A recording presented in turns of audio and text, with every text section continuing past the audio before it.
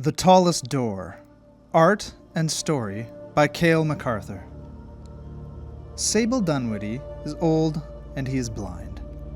The night he walked out into the desert behind his home, he had planned to die. He brought nothing with him and left no note. Somewhere between his back fence and the mountains he hiked in his youth, it's supposed that he unknowingly passed through a door unchained by place or time, a door he would later name the Tallest Door. If Sable spoke of the door and all that stood beyond it, there would be none who could comprehend. He would speak of endless days of nothing at all, save for the rattling fears of his own restless mind. In the great expanse that in his blindness he would never see, only the presence of the one named the Patron could observe him. At first, and as far as he could tell, he had been alone for days, reaching out for the door that shut behind him. Under his feet, a warm slab of seamless concrete stretching out an immeasurable distance. He hollered and he screamed in that echoless place. He listened for the wind, and when there was none, he knew for certain that he had died. Neither heaven nor hell had been described to him such as this. He figured the good book had lied. In his heart, he knew that might have always been the case. As he wandered this new purgatory in search of substance, his mind raced with the possibility that this was all he would ever know. He was more alone than he fathomed one could be. He panicked, ran, and collapsed on a bad knee. As he sat rubbing his painless leg, he pondered the meaning of it all, and the meaninglessness that was soon to follow. Laying back, he stretched his arms out and placed his head on the smooth floor. He imagined a sky full of stars above him, and it made him feel calm. What if? Dark, cotton candy clouds lingering in the moonlight. After a long while, he stood, turned, and started walking again. With outstretched arms, he searched, never growing tired. As he plodded along in the dark, he imagined the voices of loved ones long dead calling out to him from the other side of the expanse. Boredom soon became the only motivator. For the first few days, he looked for an exit. When there was none, he looked for supplies. When there were none, he looked for meaning. When there was none, he gave up entirely. What followed was the most rapturous unwinding of a man's mind. Sable wanted for nothing, not because it was provided, but because his body no longer wanted it all. It was as though a switch in his mind had been turned off. Hunger, fatigue, illness, all fleeting memories. He was sustained from behind the scenes, behind an invisible curtain where the patron pulled all the strings. He felt like the prize pig, the clock oiled daily. He was allowed to merely exist. A soul in a body, but the body never needed. A kind of stasis, alive and unliving, purposeless. He tried many times to catch the patron, attempted to feel it in his own hands, make sense of that thing that could not be seen. He would flail into the darkness and launch himself at any sound, maybe catch an arm or a leg, bite it to see what it tasted like. He never did feel it, until it led him. Its flesh felt organic, ice to the touch, unrecognizable. It wasn't a woman, and it wasn't an old man. He knew what those felt like.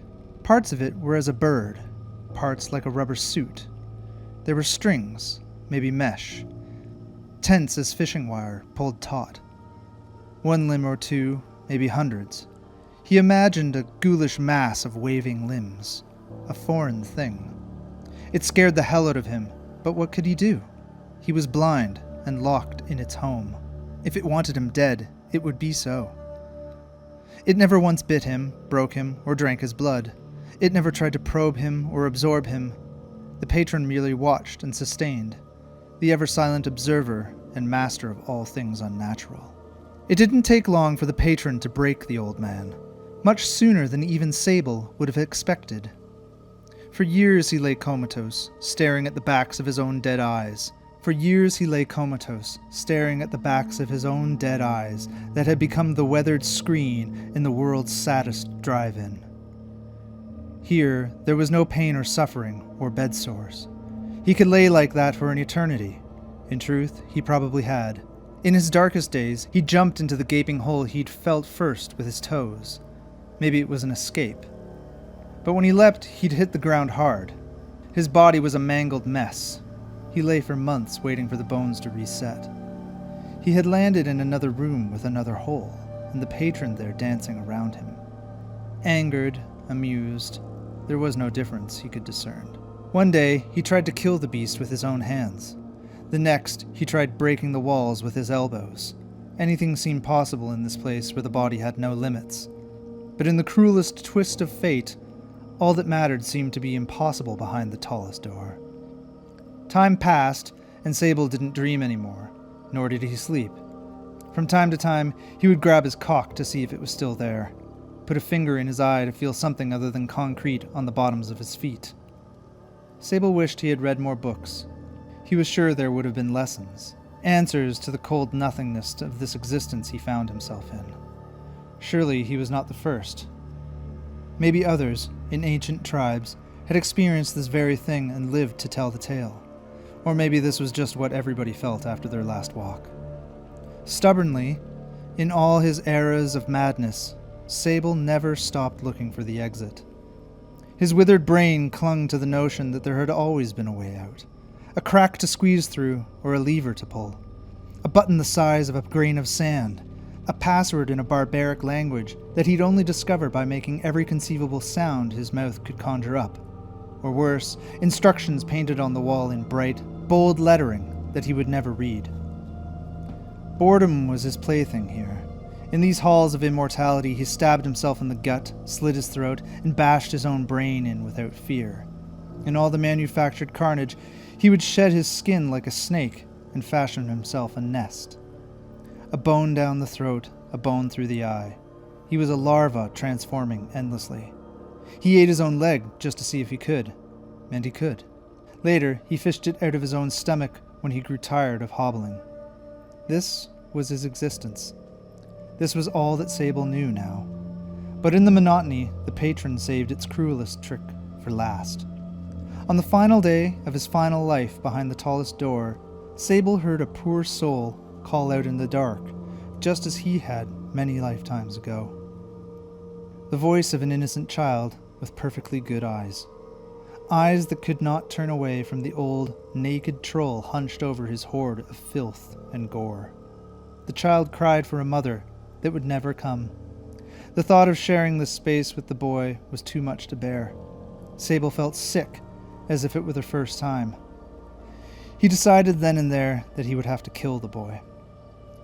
Where he had failed for millennia, he would find a way for both their sakes. As the child approached with timid steps, Sable grabbed him by the shoulders. The boy let out a whimper. Sable lifted the child over the pit in the floor and felt the boy's warm, skinny arms wriggling in his grasp. As quickly as he picked the boy up, he let him go. The boy dropped without a sound. Sable, at the side of the pit, in quiet contemplation.